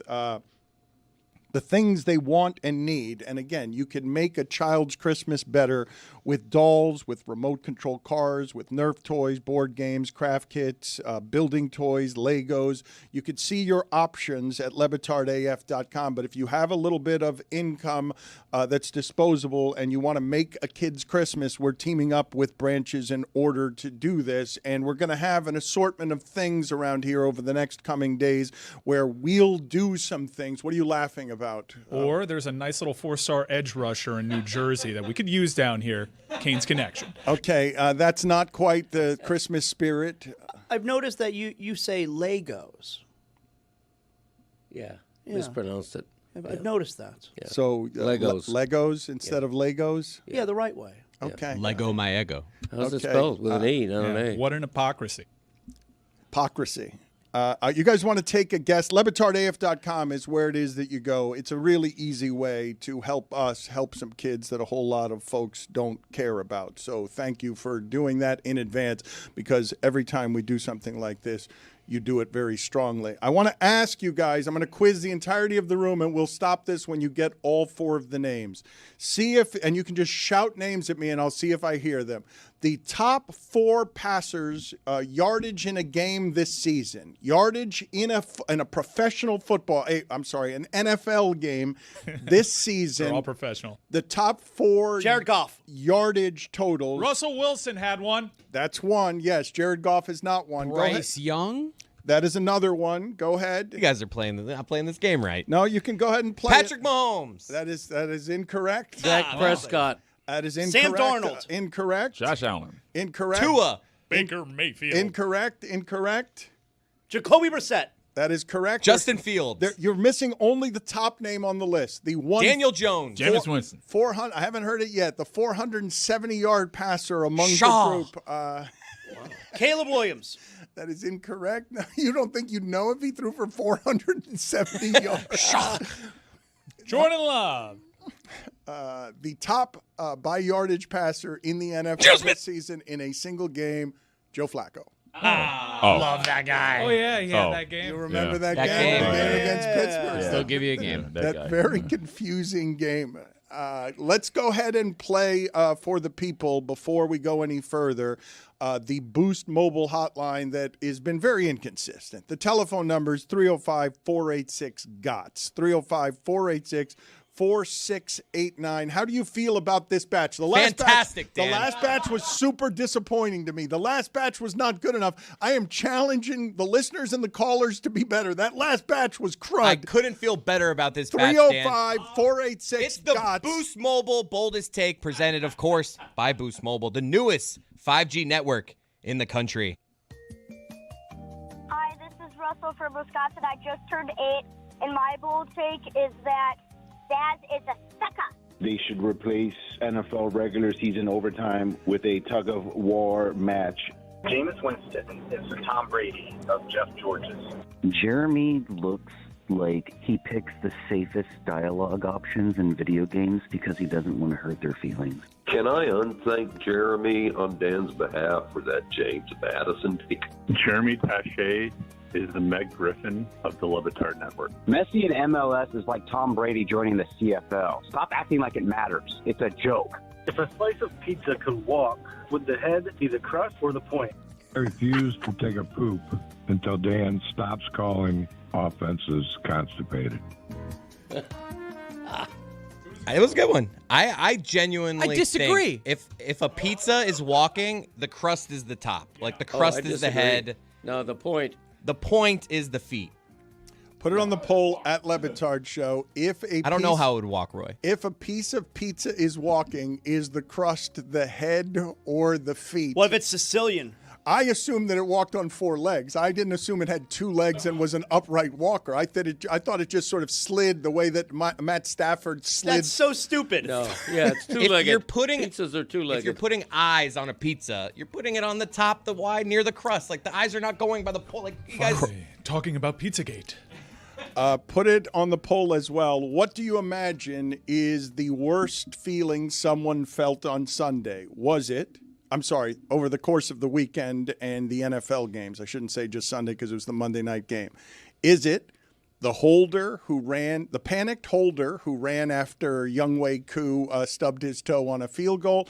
Or was it Matthew Stafford hydroplaning 5 yards on his back from the 5-yard line to the goal line at the end of a pick six that he had thrown because he was blocked? And so he had to watch that touchdown. He got up very quickly because he didn't want to be seen in that condition, hydroplaning 5 yards on his back as the guy ran into the end zone with a football he had just thrown. Which do you imagine was the worst feeling someone felt? I know that Stafford is more accomplished than the panicked holder, but as a singular feeling, which one do you think is worse? I mean, I think it was Juwan Jennings because now everybody knows he's a hoe. I think it was the kicker. The holder. The kicker thing. Well, it could be also Younghoe Koo. It could just be Younghoe Holder doesn't Koo. want to be part of the story. But he's throwing the holder under the bus, though. He's not taking the responsibility for kicking the dirt. He's saying, I held up because I saw the ball moving. Yeah, so what? Kick it. Kick it. Kick it. Right.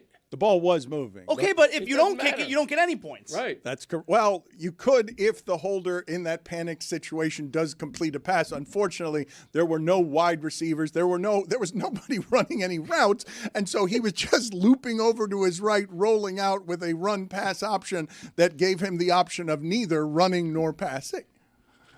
Let's play the sound again. Thank you. You're ahead of me. Of Aaron Glenn clearing his throat in the middle of a press conference. The now is what's important for our guys to continue to understand, man, how do you win games? That's more violent than the defense that Brian Schottenheimer was describing. That is as violent a throat clearing as you will hear at a press conference. Uncalled for. That's the Jets' offense right there. Constipated. Reminds me of Mike dancing yesterday. That was great. Mike was so happy when Marty Smith... It was like 7 different dances all at one time. Mike was so happy that Marty Smith said that Miami was better than BYU and Utah and Oklahoma and Notre Dame. They're better than that whole lot of SEC teams. But thankfully, we're getting the CFP. That's what they told us. What is the whole lot? Give me the entirety of the lot. Ole Miss, Alabama, Oklahoma for sure. There is no more devastating result for Miami and their CFP outlook than Oklahoma winning that game in which Alabama doubled them up in total yardage. But they did what they had to do. Oklahoma seems firmly entrenched in there. But that whole lot of SEC teams, that 3, spot the ball. Let's go. How is this going to go with Jessica in about 10 minutes when she comes on and argues? Jeremiah Love is on her podcast this week. It's a Notre Dame podcast. She is as biased as you are when it comes to one of her schools. Yeah, no, I get it. You think she's going to come off a little panicked? I think they are. They are panicked. It's very clear. There's a tone shift right now because they see what's happening. And put me on truth serum, it does kind of suck what's going to happen to them if and when BYU. That truth serum will show Texas. you don't care. But it sucked what's been happening to me for the last month. It's been unjust. And on Sunday, they're going to right the wrong. The most obvious thing in the world is going to happen. You could almost make the argument that Notre Dame fans will be more like what's happening to them is actually worse. Where like they're in it, and then at the last second, we're just gonna be like, wrong. just kidding. Where they've been setting like Miami's been being set up. Like you won't be that hurt if you don't make it because you've been feeling. But you've been feeling for a month now that you're going to get screwed. I've been feeling for a month. It's legitimately made me crazy. But I think you're right, Chris. But the idea that at the last second, they're going to be like, you know what? Now Miami's going to change our mind. It's kind of bullshit. Tough shit. I've been living through a bunch of bullshit over the last month. All right, month. put it on the poll. Is it kind of bullshit, tough shit at Le Batard Show? And by the way, he did just say, I'm going to feel bad for them. At least we haven't felt the result of him feeling bad on the show. I just need to stop everybody, though, because it's sort of... We had this conversation in some forms last year, the last few years, about Alabama, whenever it is that they're close and people just make the arguments for Alabama being in because they want to see Alabama because they're used to Alabama being in. It's bullshit right up until you consider that the entire point of doing this as a made-for-television spectacle is to get you talking about it for a month beforehand because somebody is going to think something is unjust. It's the whole thing that they're doing. It exists as content for that reason. They televise it every night. I am sure that ESPN gets better numbers whenever Reese just comes out and they contrive, let's do this made-for-television thing. And for me, it's as silly as if we were to interrupt the Country Music Christmas Awards on Monday to complain about it's unjust that someone's not in here. It's all made for television entertainment spectacle. The whole point is to get you to argue about it. It's why the whole thing exists as a television special. So if we get to Sunday and the things that need to happen for the Canes to jump Notre Dame, and they still don't jump Notre Dame, they'll have been giving us this storyline over the last month, and we won't get the payoff. Well, the payoff is already in play. It's to get Mike yelling for a month and then replace it with Notre Dame yelling for the rest of the offseason. The payoff is the debate, and it's been wildly successful. That's the thing. It goes back, actually, to Chris Cody's ridiculous argument that Zion Williamson... Oh, I thought you were going to say do the right thing, ACC. Zion Williamson, that's a different ridiculous argument. Zion Williamson, who still hasn't played in a playoff game. Bust. That him and his shoe being destroyed in a college basketball game was good for Nike. Probably my best take ever. Any attention is good attention. If you guys agree with me that the biggest sport in America right now is outrage of any kind. It's just yell about things. Sure. That the one place where the leadership has shown and proven to be good is they know how to get attention for a television special for a month without actual games being played on Tuesdays and Wednesdays, unless you got some action going on, which we all miss this time of year. It's the whole point of the contrivance is just to continue to get people to talk about your thing so that it continues to be bigger than all of the other sports.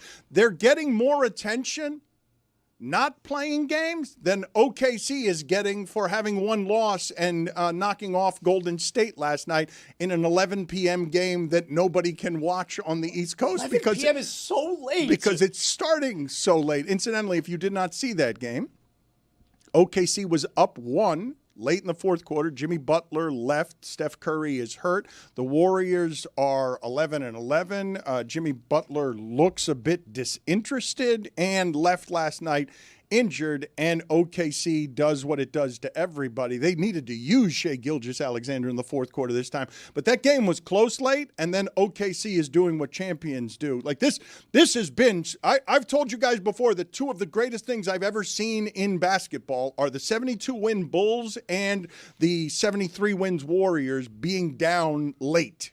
Being down late in games was the best thing I've seen in the last 15 years in the sport. Well, I'm going back to Jordan now. When those teams got down late, they do what OKC did to Golden State last night, which is just choke them out the last 5 minutes. Because the thing that's not being talked about OKC-wise is their defense is better than everyone else's by a great deal. So they're 21-1, Oklahoma City. And like you said, they have so much room for error every single game. They can play poor and still win by double figures. They're 21-1. At what point does their how many more do they have to win before they lose their second game for us to talk about, are they going to win 80? That has to get to halfway through the season. Like 40-1. 40-1? It's so bad for basketball. 80?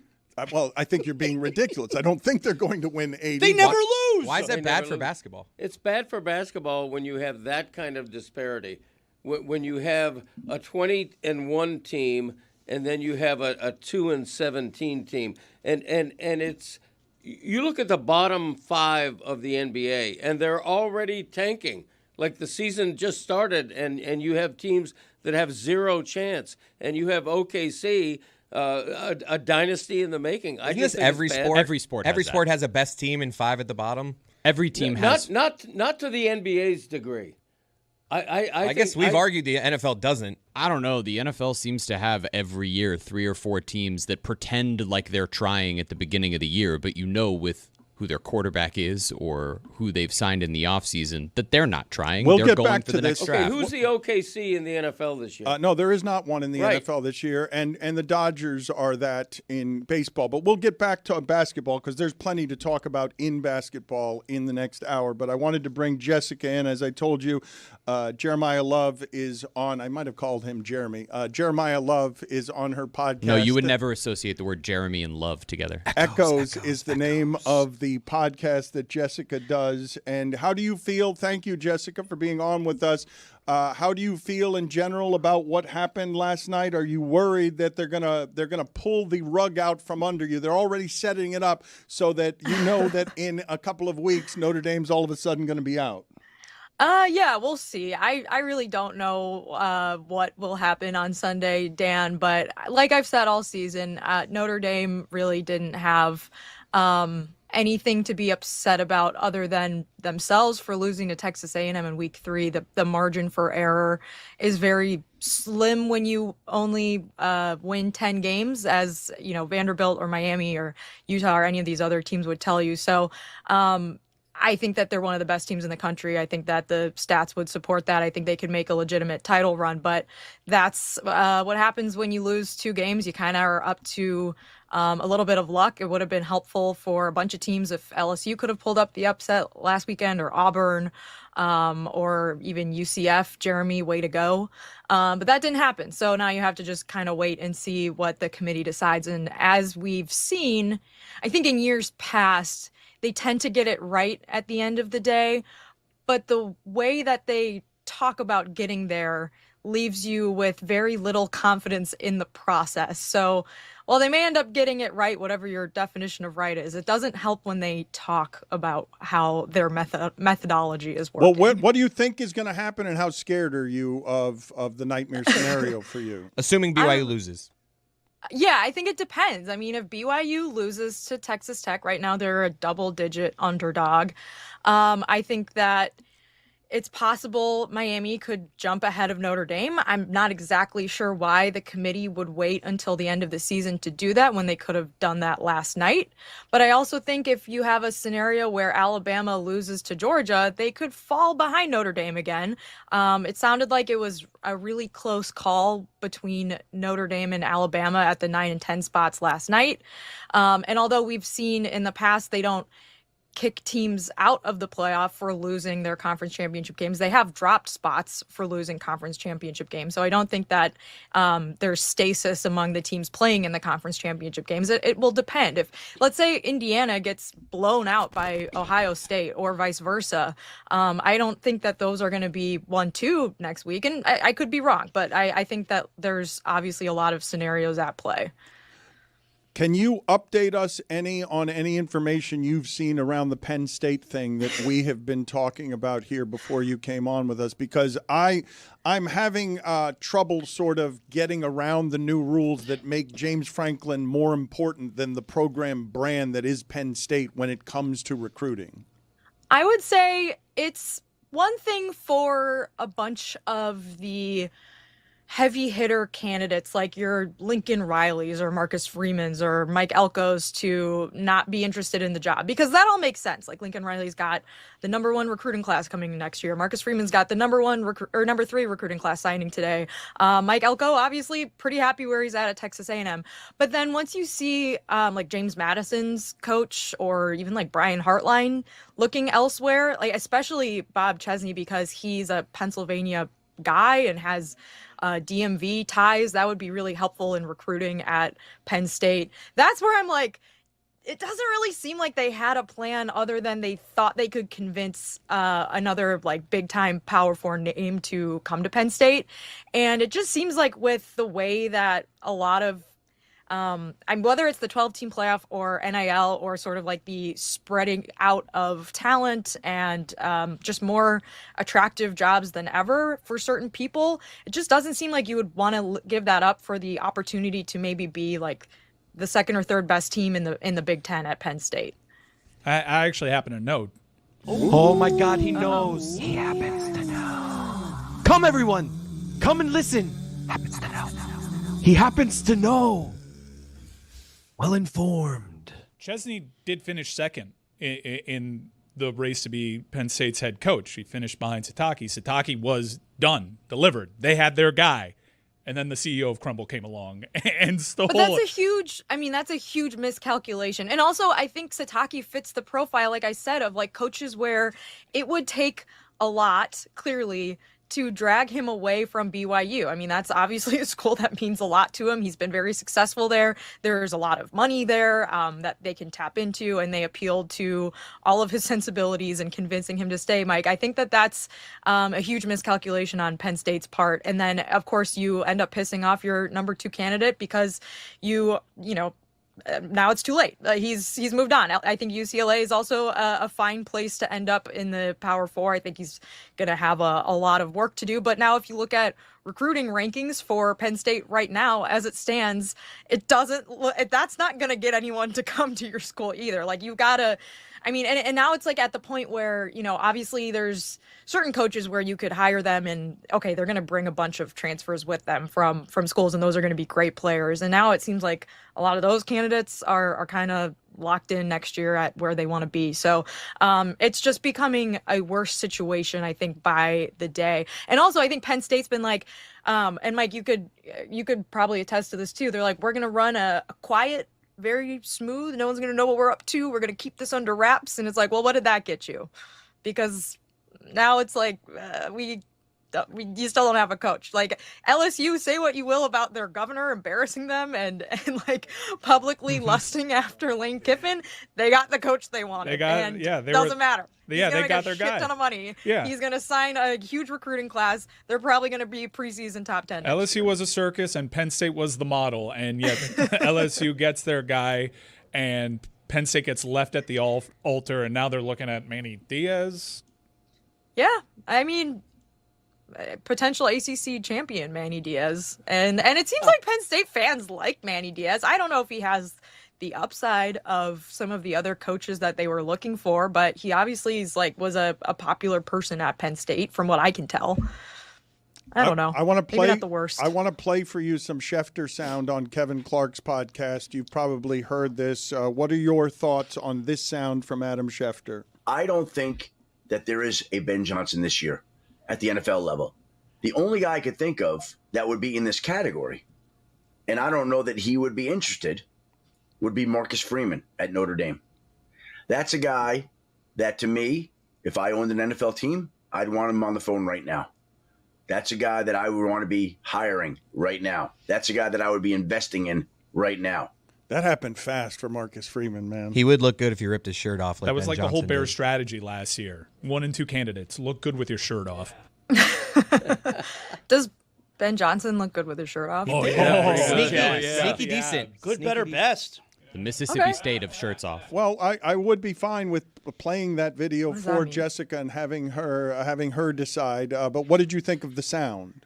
I agree. I think Marcus Freeman's a great coach. I think, you know, you would be stupid not to kick the tires on trying to hire him if you're an NFL team. I don't know his personal interest level, but if he's interested in it, then yeah, he's a great head coach. Let's play this video then for Jessica and see if she is as impressed by Ben Johnson shirtless as we were.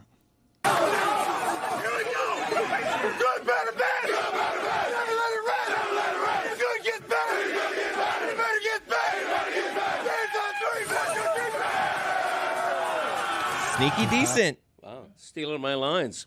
So that's why Greg was doing. Okay, now this is all coming together. A lot of things are making sense to me right now. Dan, I would also add, I believe Marcus Freeman was on the Today Show today and was asked if he was going to stay at Notre Dame, and he said yes. He looked a little broken. Why? Because he knows what's happening on Sunday. Okay, I think he just looks fine, honestly. But sure, Mike. I think that the college football playoff discourse is like gotten to a kind of a toxic point when your podcast is tweeting that Jim Phillips should resign as the ACC commissioner because he's a Chicago Catholic. Mm-hmm. So, yeah, that's not the only reason. Who's behind that account? I mean, there's several. I could. How much time do you have? That. I could relay a bunch. What are you excited about this conference championship weekend coming up? Man, all of it. Honestly, starting with Friday night with Mountain West, Boise State, UNLV rematch. Saturday, obviously the Big 12 championship, I think, is the one that the most people will have their eyes on because it has the most clear-cut stakes attached to it. Whereas I think the Big 10 championship is two really, really good teams playing against each other that we all know we're going to see play again in the postseason. And the SEC championship, I'm curious. I'm curious if Georgia can pull it off. Kalen DeBoer has been really good against Kirby Smart in his short time at Alabama, but Alabama, I think, probably feels safe in the playoff, but would really like the security of an SEC championship. And then there's also the question of, like, would they move up into a bye position if they beat Georgia? So, yeah, there's going to be a lot of great games this weekend. Even like Dan Maction is going to be great. It's not going to get the eyeballs, but man, I will be rooting for Miami of Ohio all morning on Saturday. Let's go ahead and examine what Jessica was confused about. I'm not sure. Did we start doing this daily after shows after Jessica left? Because I felt like she was involved in all of these when we would do it after shows daily. I want you guys to notice here how excited Mike Ryan isn't and how much Mike Ryan isn't participating, as has been the case since we started this daily tradition months ago.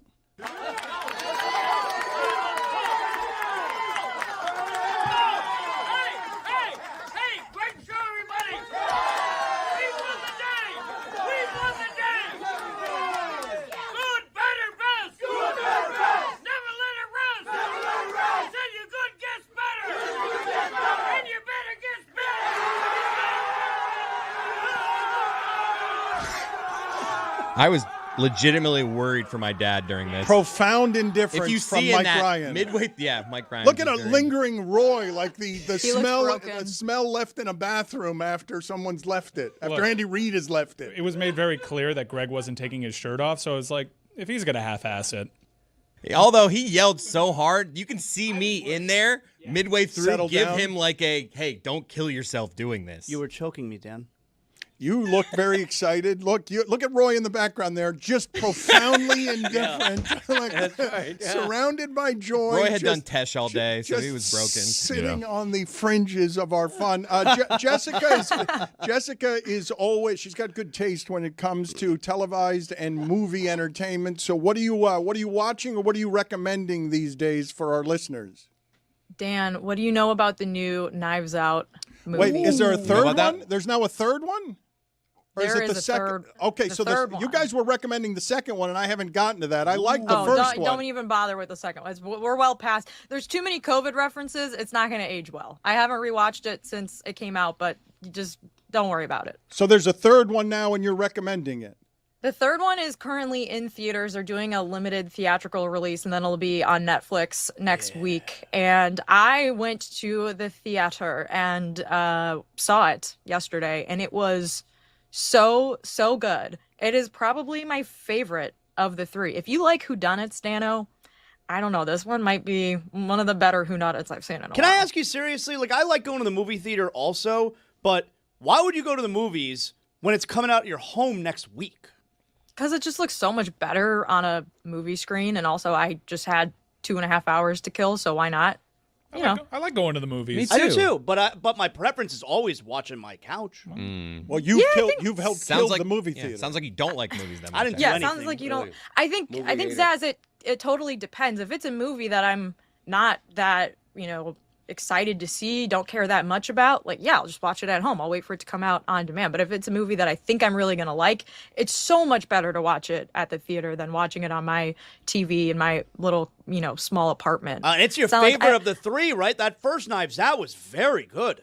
I would say it's not as funny as the first one. There's not as many laughs, but it's overall, like, the writing is better. It has like more deeper themes to it. It's not just like a quirky, funny, whodunit. It's like, oh, there's actually some depth to this, which I thought was nice. Have you guys seen Poker Face on Peacock? I think it recently got canceled. Yeah, so Ryan Johnson is the mastermind behind that, that show is kind of like a modern spin on like a Columbo type show, Dan, where you know who did the crime before the detective shows up, and the detective in that show is Natasha Lyonne.